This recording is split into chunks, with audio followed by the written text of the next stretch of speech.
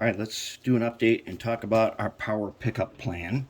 First, so I was working on the platforms. They're all done. And several of you gave me some really good ideas, which I'm going to incorporate into the next generation of these. So for now, we're going to go with this model that's got these two braces on it. But a couple of you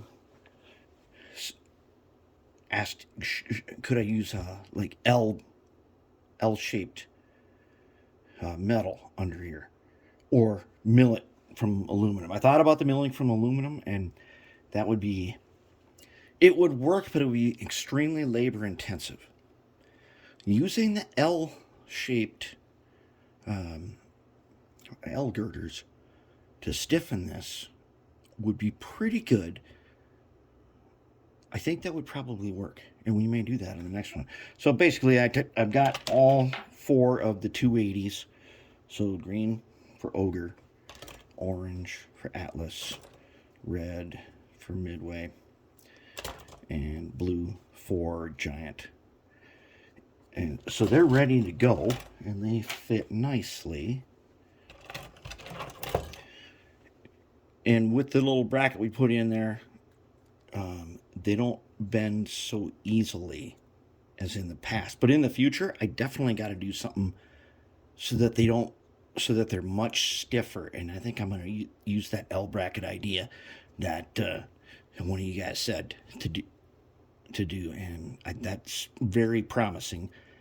And anything I can do to get more room under the hood, especially if I could lower this down another level,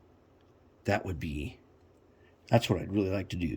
If I could do that and lower this down, I could add more weight. We're going to end up with kind of a lightweight locomotive on these 280s. But let's talk about the trucks again. These trucks are by far the best that I've ever come up with so far. And their gearing is superior to the Mark 14 that works for Pug. These actually work, and we've tried that, and they work good. Now, what I've done now,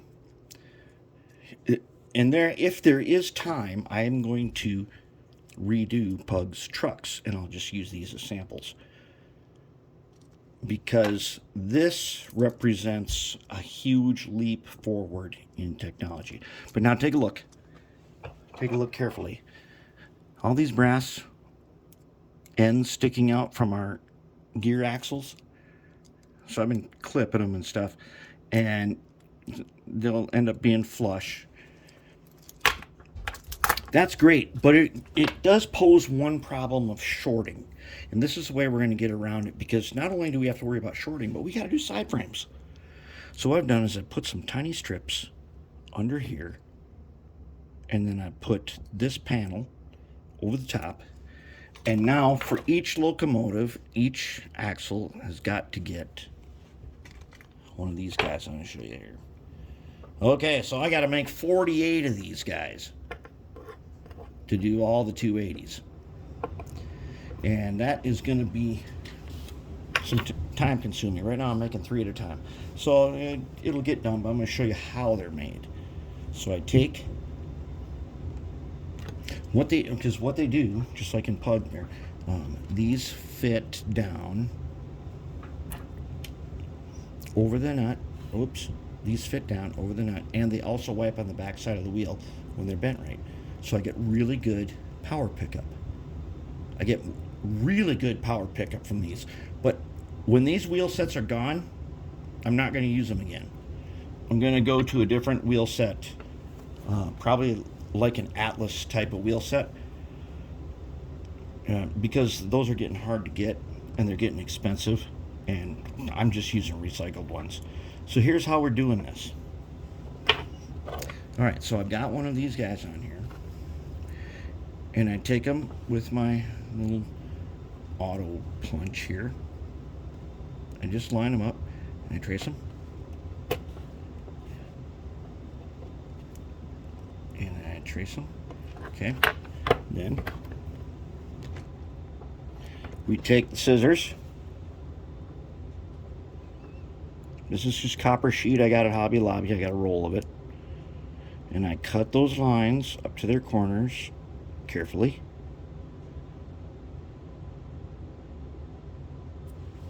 Okay.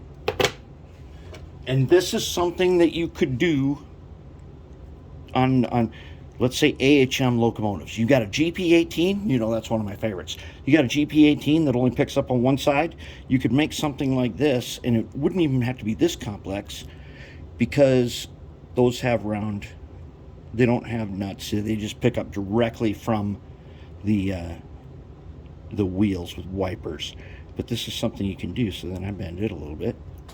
Okay. I bend it over. All right. And I take it over to my hard point right there. There's a hard point. That means there's a 4x4 right here. And then I take my little ball peen, right? Okay, now it's flat. And now, bring it back. I'm going to cut it off. About like that. Now I've got that. So what will happen is, since I've made this so I have spacers. The axles come through there. And I don't want these power pickups to ever touch those brass ends. It's probably not going to short it because it can't touch both at one time. But I just want something just in case. Plus, I'm going to use this as a mounting point for the side frames, which I finally have come up with a design for, and they are going to be amazing. So what I will do then, first I'm going to tin these for soldering, and these are going to get they're going to get super glue, right? They're going to get super glue.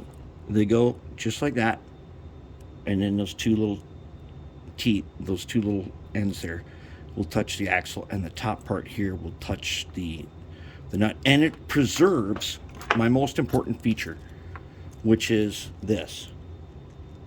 It preserves that. That is something we want to preserve, because how many times have we done derailment proofing on locomotives where you get the middle axle acting as a lever and you get a derailment?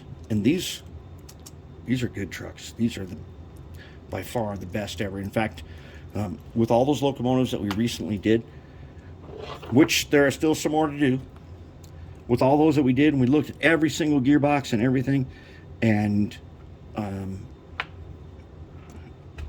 our gearbox, our gear tower is superior to all of those. One, we don't have to worry about an assembly line being labor intensive, because just make them as we need them. And they can be complicated.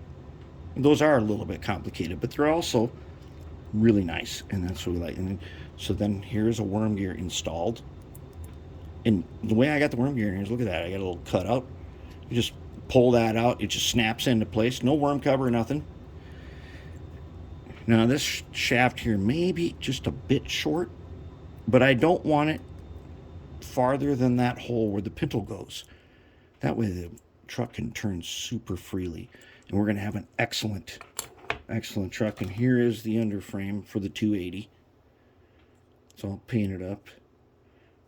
It's got stacked lead weight in it, but it's still not, it's really not that heavy yet.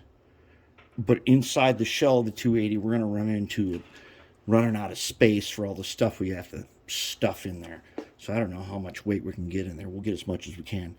But that's where we're at. We're doing pretty good.